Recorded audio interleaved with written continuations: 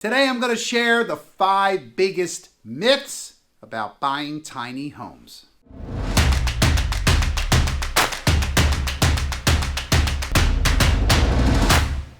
Hi everybody, welcome back. It's Gregory Martz here. Welcome to Living in Philadelphia channel. And on this channel we put out a lot of weekly epic content talking about what it's like to buy and sell in the greater Philadelphia area. Got you covered in the city, out of the city, in the suburbs. We got you covered in Jersey too. If you're thinking about coming to Philadelphia, buying or selling, consider subscribing to our channel. All right, let's get to it, talking about the 5 big myths of buying tiny homes. First one on our list, is that number 1 or number 5? Anyway, let's get to it. You can't have anything big in a tiny home. Now that is a myth. You cannot have everything big in a tiny home, but you can certainly have 1, 2, maybe 3, depends on how much size you have in your tiny home. If you really want to have that king size bed, okay, you can have it full size. Do you really like to cook? Maybe you want to have a full size kitchen or a full size apparatus in your kitchen. If you're looking for something that's very important to you, maybe a shower, or you like to take certain things that you like personally, you can have at least 1 full-size item in your tiny home. You just have to equate for it. Not everything has to be tiny in a tiny home. And we've got a lot of great tiny homes here in Pennsylvania, by the way. All right, next up, number 2, number 4. All right, next on our list here is a myth that we're gonna crush. That myth is finding a spot to build is very hard or tricky or impossible. Well, there's no real clear-cut rules here in Pennsylvania and pretty much across the country, although a lot of these rules are becoming more stable. So we're getting information where maybe we do know, but it isn't that difficult to find a spot. In fact, in some areas, you don't even need a permit, so hey, pick a spot and start building. We'll call it a shed, if you will. Building a tiny home in an area with permission isn't as hard as you think. All right, next up, about halfway through our list, I'm going to throw a bonus one in here if you stick around to the end. Let's say tiny home is tiny maintenance. Now that's a myth, okay? I'm not saying it's very expensive or it's tiny home is big maintenance, but just because it's small doesn't mean we need to maintain it. Now, the 2 most damaging things to properties, whether they're big or tiny, is number 1 being water, and number 2 being the sellers themselves, the owners themselves. So maintain your property. Obviously you have a smaller kitchen, it may be less to maintain, but sometimes these smaller kitchens, as in my example, have smaller parts. So it's not a tiny expense. You still need to budget for maintenance, and especially if you're moving your tiny home around, you're gonna have other things. The trailer, the tires is probably one of the most important things of the trailer, but you see what I'm getting at. So tiny home is not tiny maintenance. Definitely crush that myth. So number 2 on our list, number 4, you know the point I'm getting to. The next one up is tiny homes are tiny prices. Now that could be not necessarily talking about maintenance like we did, but cost of a tiny home is tiny.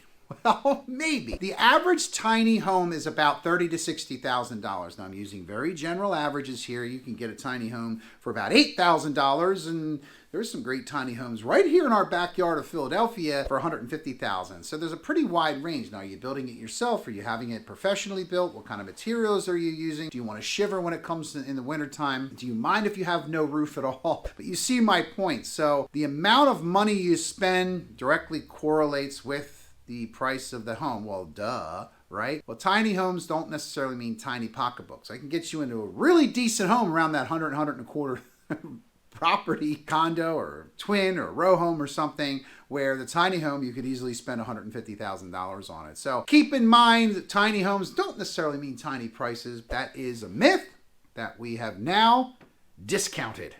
Pun intended. All right, the biggest myth that we get is you do not need a permit to build or place or park your tiny home. Not true necessarily. Now, again, the jury is still out, and as I mentioned a couple of points ago, that we're still learning and creating law around tiny homes. I see them a lot in backyards. I see them a lot on trailers. I see them a lot parked in big shopping centers at some point, sort of like van living, kind of. I see them in mobile home parks. Now, it's not a mobile home. It's not a camper. It's not an RV. I see them a lot in campgrounds. I see them on permanent fixtures and permanent foundation. So it's sort of relative. Is it hard to find somewhere to park or take? Not necessarily. But again, it's not hard. It's not impossible, but the jury is still out. So just be careful. Maybe check with some local ordinances or group together your tiny houses in a tiny neighborhood, but have a great, big, fun time while doing so. Bonus time, bonus financing. I can't get financing for a tiny home. Not true. Now, our friends at North Star Mortgage can direct you to a tiny home financer. Some mobile homes or modular homes financing will help you with tiny home financing. You can go get a personal line of credit, personal loan. Personal loans will happen. Now, the banks are starting to understand that tiny homes aren't going away and it's becoming a big problem, pun intended. So you can get financing. They are financeable. Not a lot of traditional finances like some of the videos that we've done on our channel here talking about conventional FHA, but we can get you financing with some relatively decent terms. If you wanted to get a list of that, shoot me an email. I'll be happy to send it to you. While you're shooting things and while you're emailing and texting, definitely you want to, if you haven't done so already, you want to download our home buying guide right down here in the comments section. If you're wondering what it's like to work with us, I encourage you while you're down in the comments to make a comment, but click on our reviews and you could hear it right from the folks that tell it best, those that we have served and served with pride and passion. If you're looking to move to the Philadelphia area, be happy to help you. If you're looking to move to any area, anywhere in the world, we're definitely going to want to help you as well. I appreciate you stopping out. Hit like, hit subscribe, click the links. Click the thumbs up, hit that bell notification, and hit me up if you need anything at all, whether it's big or tiny. Gregory Martyr, your local real estate expert friend. Have a great day, everybody.